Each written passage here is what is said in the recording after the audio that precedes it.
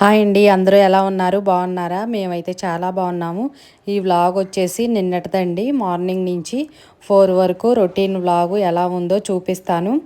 నచ్చితే తప్పకుండా లైక్ చేయండి. అలాగే మన ఛానల్ని కొత్తగా చూస్తుంటే సబ్స్క్రైబ్ కూడా చేసుకోండి. ఈ వ్లాగ్ వచ్చేసి మార్నింగ్ నుంచి 4 వరకు చూపిస్తాను. డైలీ రొటీన్ నా పనులు, అలాగే మంచి హెల్దీ కర్రీస్ కూడా చూపిస్తాను. తప్పకుండా లైక్ చేయండి.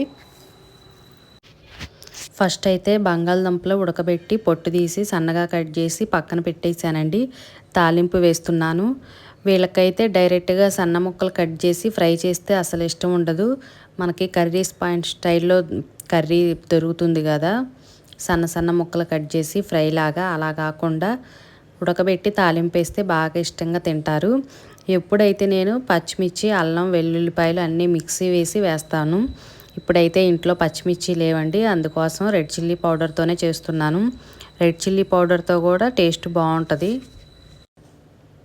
2 స్పూన్స్ వరకు ఆయిల్ వేసాను. తర్వాత తాలింపు గింజలు, అలాగే కరివేపాకు, ఆనియన్స్ ఫ్రై అయిపోయిన తర్వాత చూశారు కదండి, ఇలా ఉడకబెట్టిన బంగాళదుంపలు కట్ చేసి వేస్తున్నాను.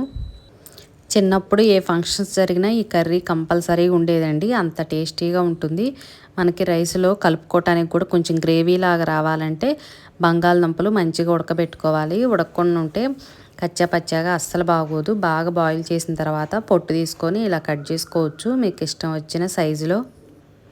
ఈ కర్రీకి అయితే మనకి ఎండు కొబ్బరి, వెల్లుల్లిపాయ, అల్లం అన్నీ కొంచెం కచ్చా పచ్చాగా దంచి వేస్తే టేస్ట్ మాత్రం సూపర్ ఉంటుందండి. నేనైతే చిన్న రోలు ఉంది కదా, దాంట్లోనే అల్లం వెల్లుల్లి ఇలా దంచి వేశాను.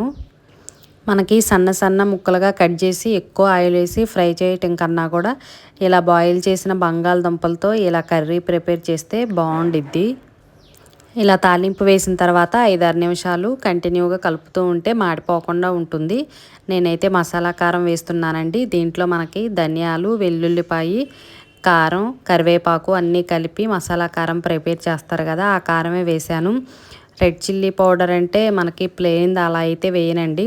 ఇలా ఫ్రైల కర్రీలోకి, పులుసుల కర్రీలోకి కూడా మసాలా కారం చాలా బాగుండిద్ది. ఒకవేళ మీరు ప్లెయిన్ కారం వేస్తే కొంచెం ధనియాల పౌడర్, గరం మసాలా పౌడర్ కూడా వేసుకోండి. నేనైతే ఏమీ వేయలేదు. చెప్పా కదా, మసాలా కారంలోనే మనకి అన్ని రకాల దినుసులు ఉంటాయి కదా, మెంతులు, కరివేపాకు, ధనియాలు, మసాలా కారంలోనే అన్నీ ఉంటాయి కాబట్టి నేనైతే పొడి మసాలా ఏమీ వేయలేదు. బంగాళదుంప ఫ్రై అయితే ఒకసారి అలా ట్రై చేయండి, టేస్ట్ మాత్రం చాలా బాగుంటుంది. ఇప్పుడైతే సొరకాయ కర్రీ ప్రిపేర్ చేస్తున్నాను. సొరకాయ కర్రీ అయితే చాలామంది ఇష్టపడరండి. చిన్నపిల్లలు అయితే మెయిన్ అస్సలు తినరు, కానీ ఆరోగ్యానికి మాత్రం చాలా మంచిది. వాటర్ కంటెంట్ ఎక్కువ ఉంటుంది కదా, అలాగే మనకి మసాలా పళ్ళు, అల్లం వెల్లుల్లి పేస్టు అటువంటిది ఏమీ అవసరం ఉండదు. కర్రీ కూడా ఎక్కువ తినేయచ్చు. నేనైతే ఎక్కువే వాడతానండి. పొట్లకాయ కూడా ఎక్కువే చేస్తాను. కాకపోతే ఇప్పుడు పొట్లకాయలు మనకి మార్కెట్లో అందుబాటులో లేవు. సొరకాయ అయితే బాగానే తింటారు వీళ్ళు ఇష్టంగా. మనకి ఇప్పుడు వర్షాకాలం సీజన్ కదండి, ఈ సీజన్లో ఇలా వాటర్ కంటెంట్ ఎక్కువ ఉన్న పొట్లకాయ, సొరకాయ, బీరకాయ అటువంటి కర్రీస్ తింటే హెల్త్కి కూడా చాలా మంచిది. పిల్లలు చిన్నప్పుడైతే ఇంట్లో ఉన్నప్పుడు చేసేదాన్ని కాదు కదండి, స్కూల్కి వెళ్ళేటప్పుడు మాత్రం చేసేదాన్ని. ఎందుకంటే నేను మధ్యాహ్నం బాక్స్ తీసుకెళ్తానని చెప్తా కదా, అప్పుడైతే వేడివేడిగా ఉంటుంది కాబట్టి పిల్లల్లో కూర్చొని సరదాగా తినేసేవాళ్ళు.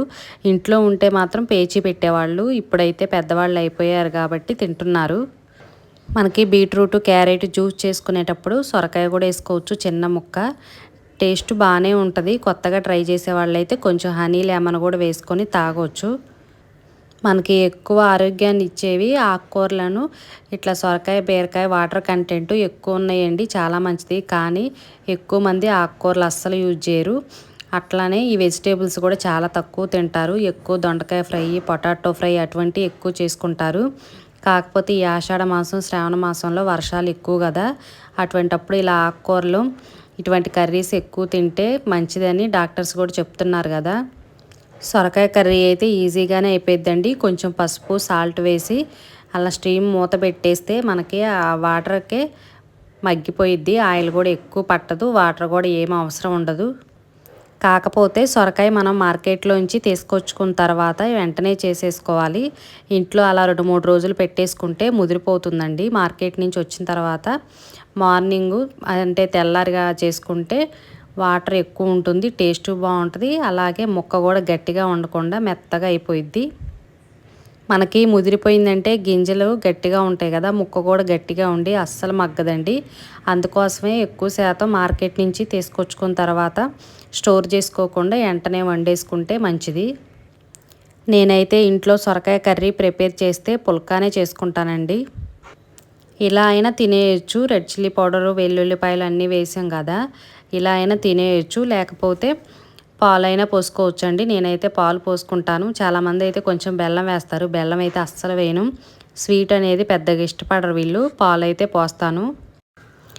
కాచి చల్లార్చిన పాలు ఉంటాయి కదా, అవి అయితే పోస్తాను స్టవ్ ఆపేసిన తర్వాత. చూసారు కదా, బంగాళదుంప కర్రీ అలాగే సొరకాయ కర్రీ ప్రిపేర్ చేశాను. సొరకాయ కర్రీ అయితే బాగానే ఇంట్రెస్ట్గా తింటారండి. చాలామంది అసలు తినరు, ఇష్టపడరు కదా చిన్నపిల్లలు. కానీ మనకి సాల్ట్, రెడ్ చిల్లీ పౌడర్ అటువంటిది తక్కువ ఉంటే ఎక్కువ కర్రీ తినొచ్చు. హెల్త్కి కూడా చాలా మంచిది. దీనికైతే మనకి ఎక్కువ మసాలాలు అటువంటిది ఏమీ అవసరం ఉండదు. అంటే మనకి వేరే కర్రీ ఏమైనా చేసినా కూడా ఉప్పు కారాలు ఎక్కువ ఉంటే తక్కువ తినాల్సి వచ్చింది కదా. అలా కాకుండా ఎక్కువ కర్రీ తినాలంటే ఇలా సింపుల్గా చేసుకోండి సొరకాయ కర్రీ. పాలు ఇష్టం లేకపోతే స్కిప్ చేయొచ్చు, కానీ ఇలా చేసుకోండి, టేస్ట్ మాత్రం సూపర్గా ఉంటుంది. చపాతీకి పుల్కాకి కూడా చాలా బాగుండిద్దండి. నేను చాలా వీడియోస్లో చూపించాను.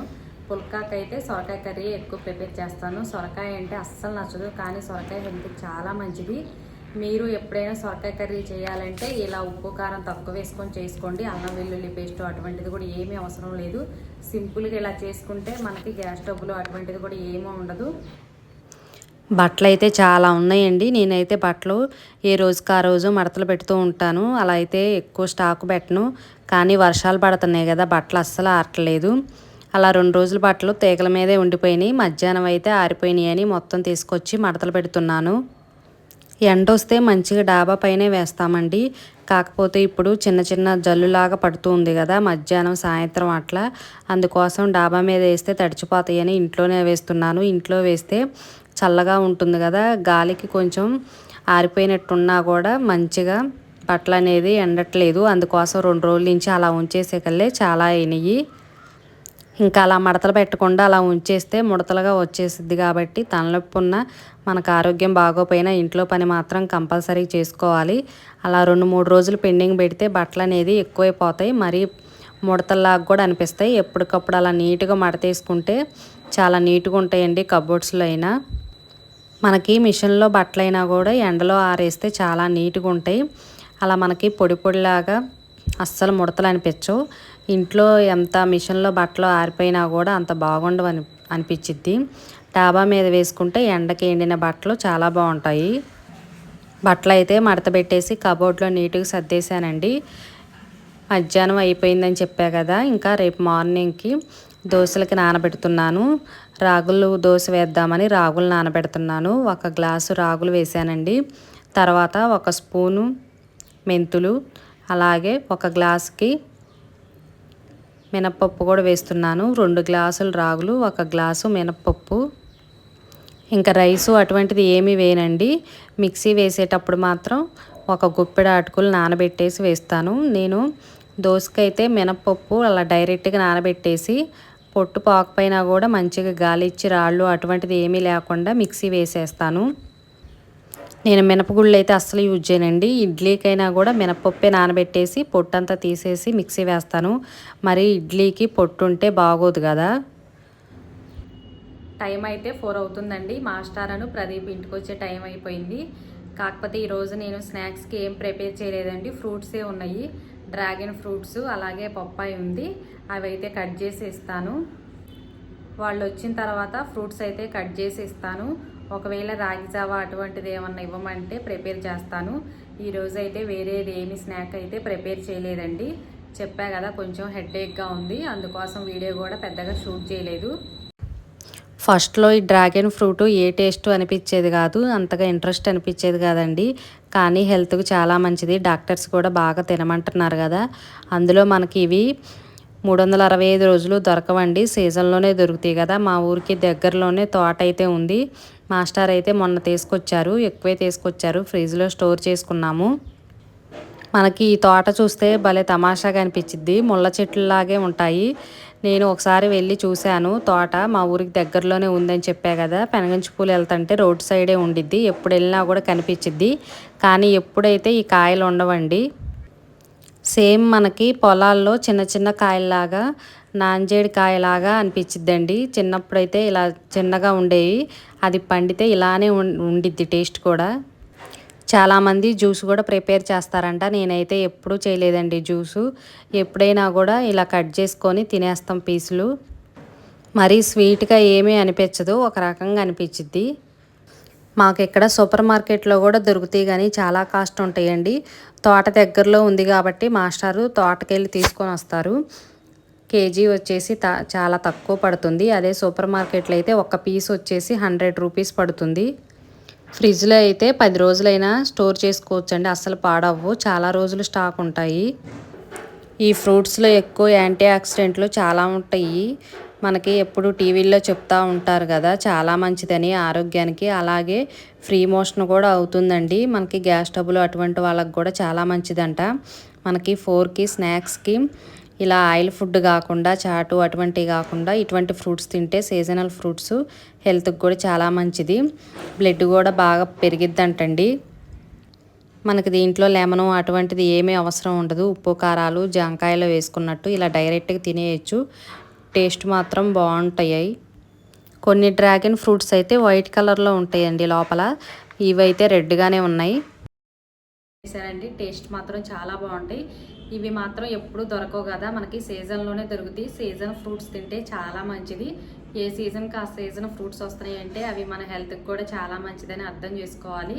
ఇవి అయితే మనకి ఎప్పుడూ దొరకవండి అసలు. అరటిపళ్ళు అయితే ఎప్పుడు ఉంటాయి, మామిడి పళ్ళు అవి కూడా సరిగా ఉండవు. ఎక్కువ శాతం జామకాయలు అరటిపళ్ళు దొరుకుతాయి. ఇవి మాత్రం సీజన్లోనే దొరుకుతాయి. కంపల్సరీగా మీరు కూడా తినండి.